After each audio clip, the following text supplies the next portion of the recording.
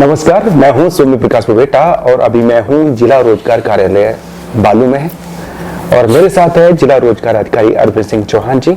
हम चंबा जिले में जो बेरोजगारी का किस तरह का आलम है और किस तरह से रोजगार मुहैया हो रहा है, और बड़ी बात है यहाँ पर काउंसलिंग सेंटर भी चल रहा है और उनकी मार्गदर्शन की वजह से काफी बच्चों को जो है सही मार्गदर्शन मिल रहा है और वो रोजगार हासिल कर पा रहे हैं। तो वहीं से शुरुआत करते हैं। पहले तो स्वागत है सर आपका। नमस्कार, आपके सभी दर्शकों को और आपका बहुत बहुत धन्यवाद जो आप हमारे कार्यालय में आए और ये बहुत ही गंभीर जानकारी जो है विभाग के बारे में आप दर्शकों तक पहुंचाने जा रहे हैं।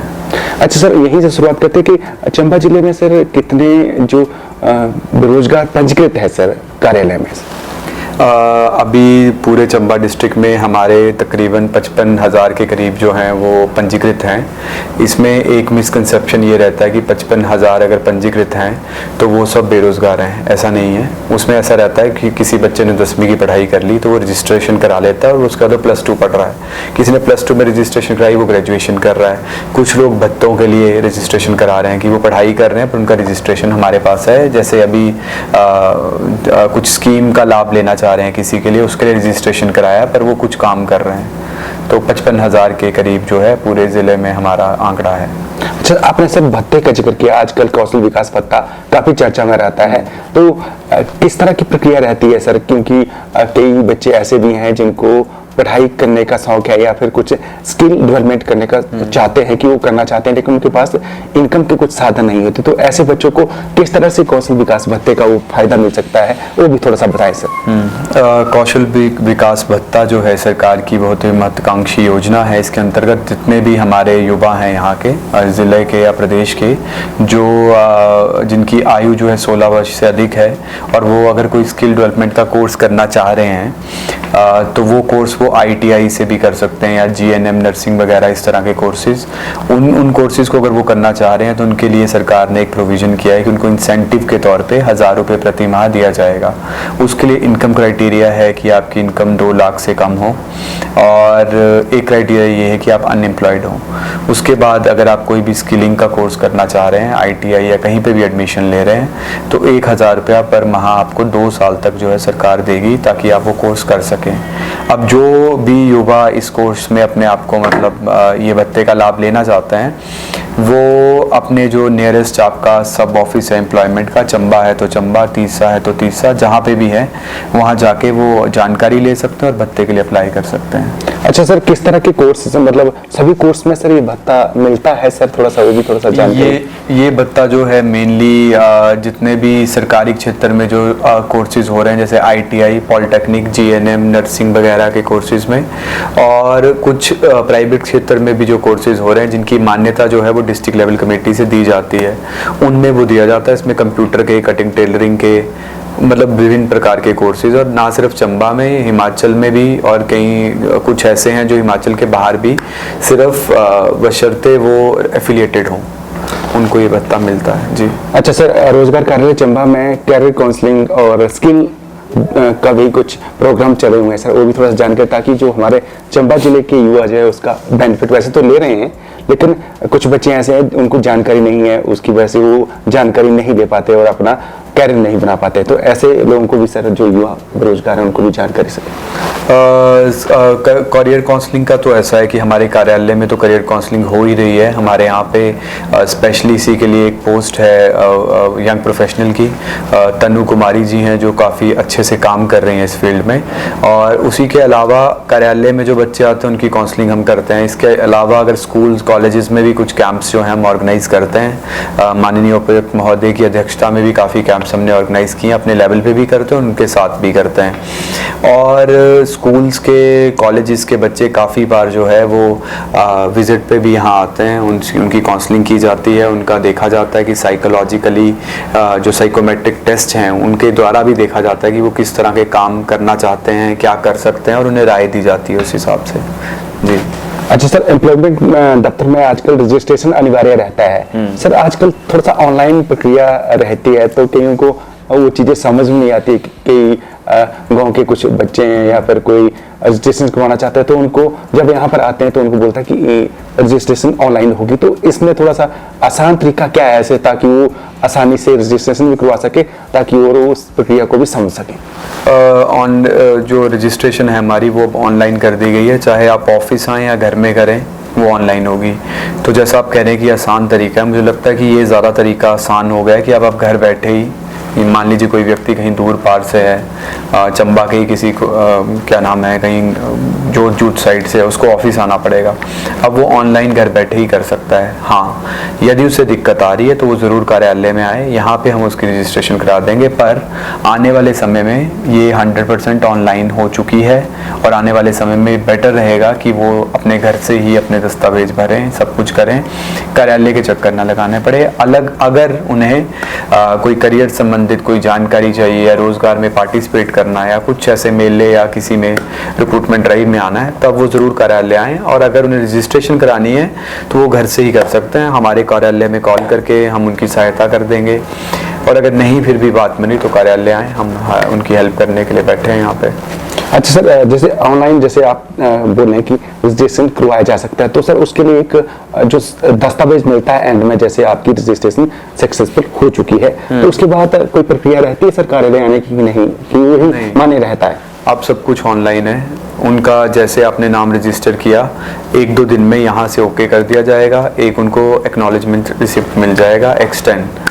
तो अब उनको कार्यालय में आने की आवश्यकता नहीं है, वो अपने पास रखें बस। बल्कि अपने पास नहीं भी रखेंगे, वैसे तो रखना चाहिए, पर वो डिपॉजिट है ऑनलाइन, तो उनका मोबाइल पे OTP ID पूरा क्रिएट हुआ होता है, तो वो ID पासवर्ड जब भी डालेंगे उनका रजिस्ट्रेशन आ जाएगा।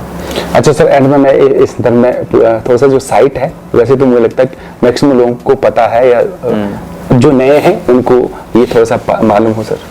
जो हमारी वेबसाइट है सरकारी, उसका नाम है EEMIS गवर्नमेंट की होगी तो EEMIS। अगर आप ये ऐसे भी सर्च करेंगे कि हिमाचल प्रदेश एम्प्लॉयमेंट एक्सचेंज, तो वो साइट आ जाएगी, पर उसका नाम है EEMIS और वो सरकारी साइट है। उस पर जिस तरह से आप किसी भी सोशल मीडिया साइट पे लॉगिन करते हैं, अपना कॉन्टैक्ट नंबर डाल के उस पर OTP आएगा और पासवर्ड डालें और आपकी ID बन जाएगी। बस दस्तावेज उस पर डाउनलोड कर लें आप, और उससे ये भी फ़ायदा है कि आपको कार्यालय में नहीं आना पड़ेगा। और जैसे अभी नर्सिंग की कुछ बैच वाइज भर्ती का आ रहा है और शायद आज ड्राफ्ट्समैन वगैरह का है, तो इस तरह की जो भी चीज़ें आपको घर से यहाँ ना आके वहीं से भर देना पड़ेगा। और बस कार्यालय में अगर आप चाहते हैं, just for sake of information, आप जानकारी फ़ोन लेके बता सकते हैं कि सर मैंने नाम दर्ज किया, मेरा नाम भेज रहे हैं, या इस तरह से। तो ये काफ़ी फ़ायदा होगा इससे ऑनलाइन से। जी सर, तो अलग अलग फील्ड में की ट्रेनिंग कर बैठे हैं, लेकिन रोजगार के लिए भटक रहे हैं। मुझे लगता है कि ऑप्शन काफी ज्यादा है, लेकिन थोड़ा सा मार्गदर्शन की जरूरत रहती है। तो इस संदर्भ में भी थोड़ा सा राय दें सर, जो बड़ी बड़ी डिग्रियां लेके बैठे हैं, उनको लगता है कि हमने डिग्री तो की है लेकिन भटक रहे हैं। देखिए, आज का टाइम जो है वो कौशल का समय है, स्किल डेवलपमेंट का। तो ये इम्पोर्टेंट है, आपने कोई भी डिग्री की हो, पर मायने ये रखता है कि आपके पास कौशल किस तरह का, स्किल किस तरह की है। और जो स्किल्ड व्यक्ति है उसको रोज़गार की कमी नहीं है।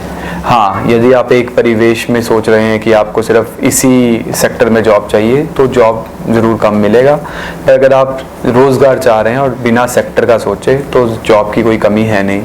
फिर भी यदि किसी को इस तरह की कोई मुश्किलात आ रहे हैं और उसे पता नहीं लग रहा कि क्या करना है, तो वो कभी भी कार्यालय में आए। हमारा जो करियर काउंसलिंग ऊपर विभाग ब्लॉक है, वहाँ पे बैठें, बात करें और बताएं कि उनको जॉब चाहिए, इस सेक्टर में चाहिए। तो हम पूरा प्रयत्न करेंगे कि उस सेक्टर में, उस फील्ड में उनके लिए हम जॉब ढूंढ सकें।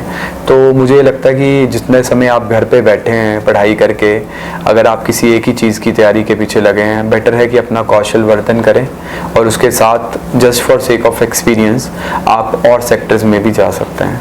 अच्छा सर, बहुत से बच्चे चाहते हैं कि मैं इस कैरियर को अडॉप्ट करूं, किस एज में कैरियर अडॉप्ट किया जा सकता है, या फिर किस क्लास में, ताकि वो अपना फ्यूचर ब्राइट कर सकें सर? देखिए बेटर मतलब अर्ली द बेटर, जितना जल्दी आप सोच रहे हैं उतना बेटर है। पर ऐसा कोई किसी का, कई लोग ऐसे हैं जिनको अपना जो करियर है वो 50 साल के बाद मिल रहा है कि हाँ मुझे ये करना चाहिए था। तो वो डिपेंड करता है कि आपकी सोच कैसी है और आप किस करियर में जाना चाहते हैं। पर अगर आप पढ़ाई कर रहे हैं नॉर्मली चल रहे हैं तो मुझे लगता है कि 10th में अगर आप सोच लें उसी हिसाब से आप +1 2 में सब्जेक्ट लेंगे, उसी हिसाब से आप डिग्री करेंगे। तो 10th जो है एक बेस मान के चल सकते हैं जहाँ पे व्यक्ति को एटलीस्ट पता होना चाहिए कि उसने भविष्य में क्या करना है। और अगर उसको ये पता लगाना है, 10th का बच्चा काफ़ी छोटा होता है, वो सोच भी नहीं सकता शायद कि करियर में क्या क्या ऑप्शंस अवेलेबल हैं। तो मुझे लगता है कि उसके माता पिता, उसके स्कूल के जो उसके टीचर्स हैं, प्रिंसिपल साहब जो भी हैं, उसके बड़े भाई बहन जो हैं, वो उनका रोल काफ़ी है। वो बताएं उन्हें और उस समय वो करियर चूज़ करना जितना वो ट्राई कर सकते हैं, या फील्ड बता दें उन्हें कि अगर आप नॉन मेड लेते हैं तो इतना ज़्यादा फ़ायदा है, मेडिकल लेते हैं तो ये फ़ायदा है। तो इसलिए मुझे लगता है 10th जो है वो एक इम्पॉर्टेंट स्टेज है बच्चे की लाइफ में। अच्छा, रोजगार पॉइंट ऑफ व्यू से हिसाब से सर, क्योंकि आपका वास्ट एक्सपीरियंस है और रोजगार भी बहुत से लोगों को मिला भी है, तो कौन सी फील्ड है सर जहाँ पर लगता है कि यहाँ पर रोजगार की काफ़ी संभावनाएं हैं और वहाँ पर युवाओं को फोकस करना चाहिए सर? और जैसा कि मैंने आपको बताया कि स्किल डेवलपमेंट जो है वो जिस भी फील्ड में स्किलिंग की बात है वहाँ पे रोज़गार का काफ़ी ज़्यादा स्कोप है। तो मैंने जो अभी तक मैंने देखा है वो ये है कि जो ITI बेस्ड आपके स्किलिंग प्रोग्राम्स हैं, फिटिंग, प्लम्बर और इस तरह का, उसमें ज़्यादातर व्यक्ति को ये लगता है कि मुझे सरकारी क्षेत्र में रोज़गार चाहिए, पर उससे कहीं गुना ज़्यादा रोज़गार जो है वो प्राइवेट क्षेत्र में और बड़ी बड़ी कंपनियों में, मारुति, सुजुकी, इस तरह की बड़ी बड़ी कंपनियों में, टाटा मोटर्स में। तो ये जो फील्ड्स हैं स्पेशली ITI बेस्ड जो बच्चे स्किल्ड रहते हैं उनके लिए ITI की किसी भी फील्ड में अगर आप ट्रेनिंग कर ले तो रोज़गार का स्कोप बहुत ज़्यादा है। एंड में सर आपकी तरफ से एक मैसेज कि कैसे कैरियर में आगे बढ़ना है, और पढ़ाई तो ज़रूरी है, पढ़ाई के साथ साथ मुझे लगता है कि एक लाइफ के लेसन होते हैं उसको भी नहीं भूलना चाहिए। मेरी तरफ से मैं यही कह सकता हूँ कि जैसा आपने कहा कि पढ़ाई तो ज़रूरी है और पढ़ाई तो सभी कर भी रहे हैं, पर मैं यही कहूँगा कि आपको एक सही समय पर ये डिसाइड करना बहुत ज़रूरी है कि आपने जीवन में किस करियर में जाना है, और उसके लिए आपको शर्माना नहीं है। आपके आसपास जो भी बड़ा बुजुर्ग आपको मिल रहा है, जिसको लगता है आपको कि उसको जानकारी है, उससे ज़रूर पूछें कि मुझे ये फील्ड में इंटरेस्ट है और इसके लिए क्या क्या पढ़ाई करनी होती है। तो ये सबसे इम्पॉर्टेंट है पहले तो कि आप जीवन का लक्ष्य चूज़ करें, और सेकंड सबसे इम्पॉर्टेंट चीज़ ये है कि आप बार बार जो है प्रयास करते रहें जब तक आप अपनी मंजिल को नहीं पा लेते हैं। तो जैसे कि वो एक कविता है जो मैं हर बार कहता हूँ, वो इस तरह से कि लहरों से डरकर नौका पार नहीं होती और कोशिश करने वालों की कभी हार नहीं होती।